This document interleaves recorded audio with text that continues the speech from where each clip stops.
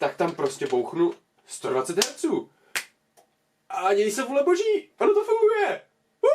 V tomhle videu vám ukážu monitor, který mě stál 100 a zvládá úplně v pohodě takhle vysoký obnovovací frekvence.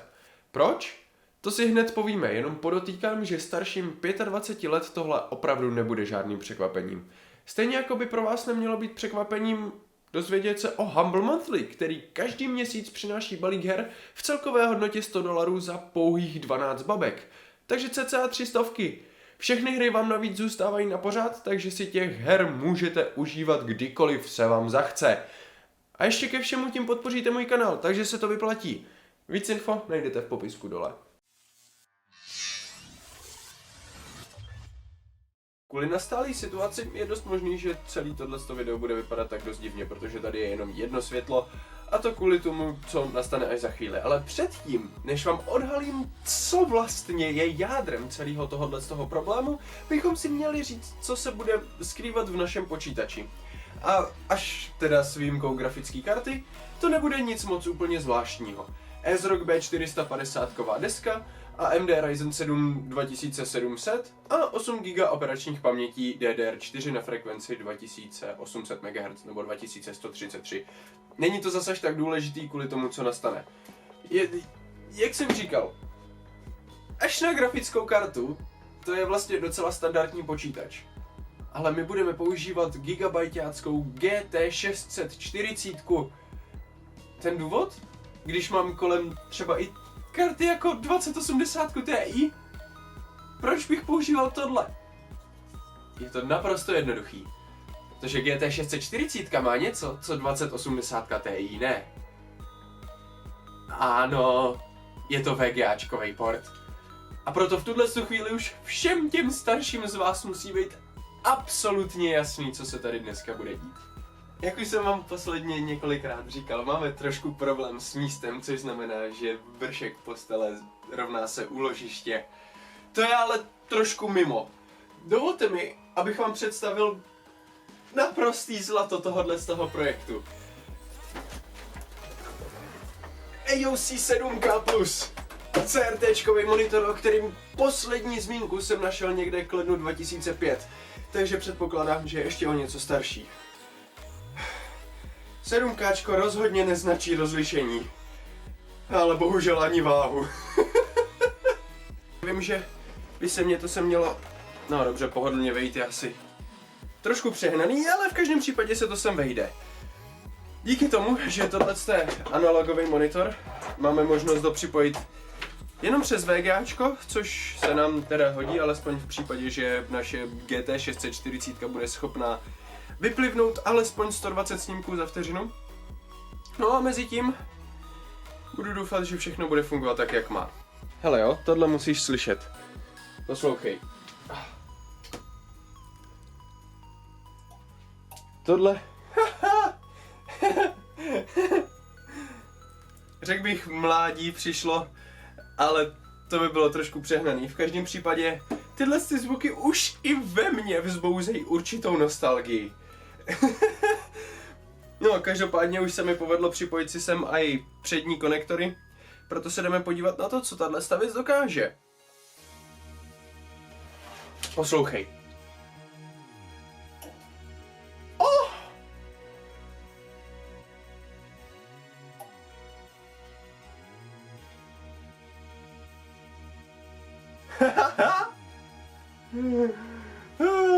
Okay. Vítejte na ploše mojí testbenče. Nice. Jsou dvě věci, které vám musím říct. Lidský oko, nebo zpravidla se tak říká, že by to tak mělo být, nevidí ty pruhy, které tam vidíte na obrazovce vy. Určitě tam nějaký proužky takhle jsou, ale nejsou tak agresivní jako to, co to v tuhle chvíli zabírá kamera. A předpokládám, že když by teoreticky byla schopná se přizpůsobit v současnou chvíli 75 Hz, když by měla jednu 75 vteřiny, neuvidíte absolutně nic. V každém případě, až to zkusíme přetaktovat na moji laťku, kterou tam chci dostat, mělo by to být docela v pohodě. Proto, jelikož používáme NVIDIáckou kartu, půjdeme do NVIDIA ovládacího panelu, kde jako první tady vidíme změnu rozlišení. A jako základní tady máme rozlišení napsaný 1024 na 768 pixelů, který běží opravdu na 75 Hz. A díky tomu, že jak se můžeme podívat, máme tady různý další vyšší možný rozlišení, kterými v tuhle chvíli nebudeme chtít řešit, protože chceme pokud možno co nejvyšší obnovovací frekvenci. Proto zůstaneme tady u tohohle z toho rozlišení a dáme si vlastní. Vytvoříme si vlastní preset, kde necháme všechny tyhle hodnoty stejný. A jelikož my chceme 120 Hz, tak tam prostě bouchnu 120 Hz. A děj se vůle boží, ono to funguje! Woo! Yes! OK. Tohle pro mě upřímně není zas až takový překvapení. Tohle, co jsem měl vyzkoušený předtím, aby tohle video nebyla úplná fraška, OK? A abych vám trošičku ušetřil zrak, přepnu rovnou tady na tohle rozlišení. Jak jsem říkal, teďka tam je nastavených 120 Hz a to problikávání nebude tak agresivní. My to tady budeme chtít nechat a budeme s tím pracovat dál. Samozřejmě chceme to dostat co nejvejš. Proto já zkusím 140, to už jsem netestoval, takže v tuto chvíli to regulárně bude překvapení, jestli to půjde nebo ne. A už jsme moc daleko. Ale to ničemu nevadí. Víceméně. Protože v tuhle chvíli máme funkčních 120 Hz, protože předpokládám, že rozdíl mezi 120 a 140 nebude zase tak velký. A musím uznat, že co si tak hejbu kurzorem po obrazovce, je to úplně stejná zkušenost, jako když hejbu na 120 Hz klasickém monitoru. Což je super. A proto, abych to dokázal, si nejspíš jenom zapneme CSko. Jestli se nepletu, tak v tuhle chvíli neběžíme na 120. A vypadá to tak, že normálně, když by mi někdo tohle dal do ruky, tak řeknu, že běžíme na 60 Hz. Ale vzhledem k tomu, že vím, že to je 75, konec konců vy to dokonce i vidíte podle toho, jak to bliká, není to těch 120. A to je především kvůli tomu, že v obrazovém nastavení se nacházíme v režimu celé obrazovky, který to v základu přepíná zpátky.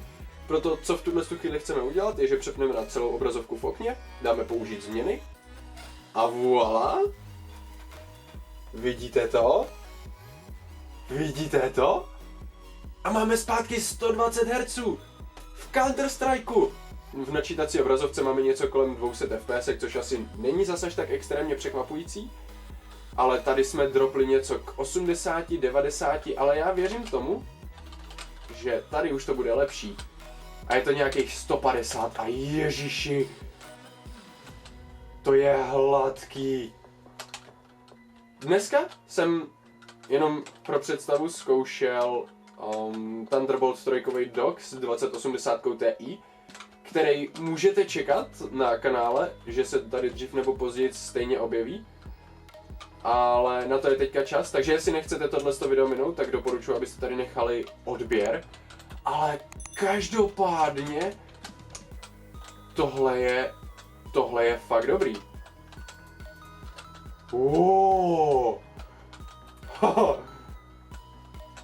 Na herní zkušenost za 100. Tohle to fakt není špatný.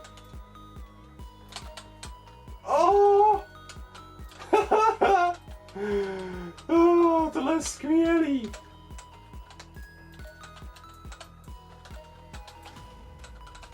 Je fakt, že to rozlišení není úplně skvělý a je to tady docela znát, že je to takový kostičkovaný místy, že to není úplně 4K, ale na CSko je to víc než dobrý a to, jakou vám to dodá výhodu, to znamená v tuhle chvíli to, že máte vyšší obnovovací frekvenci, nižší časy, latence a tak podobně, tohle je skvělý.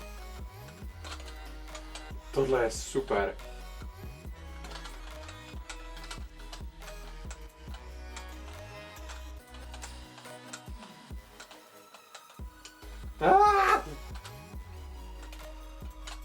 Dobrý.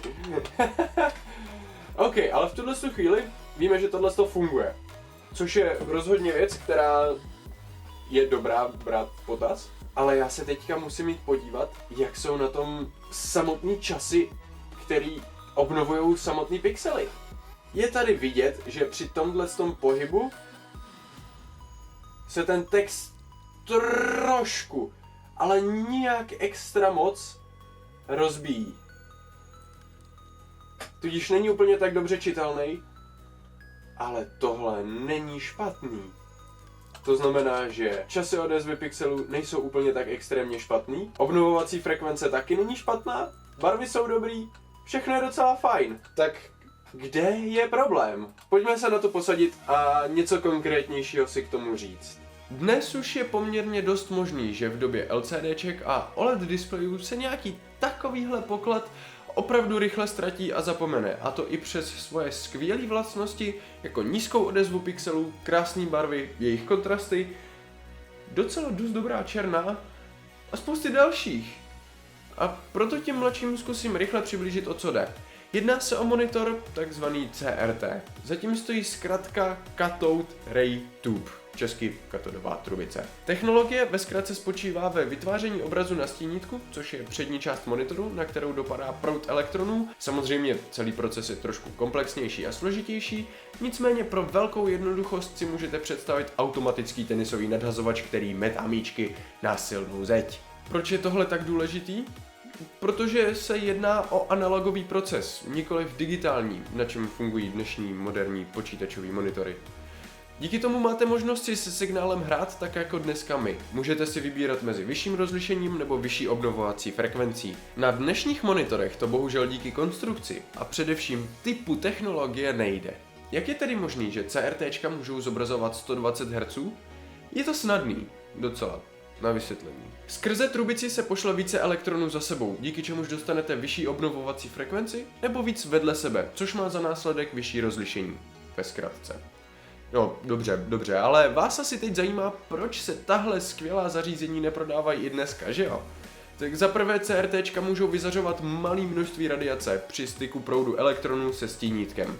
Samozřejmě množství, který uteklo jedním monitorem, není považovaný za zdraví nebezpečný.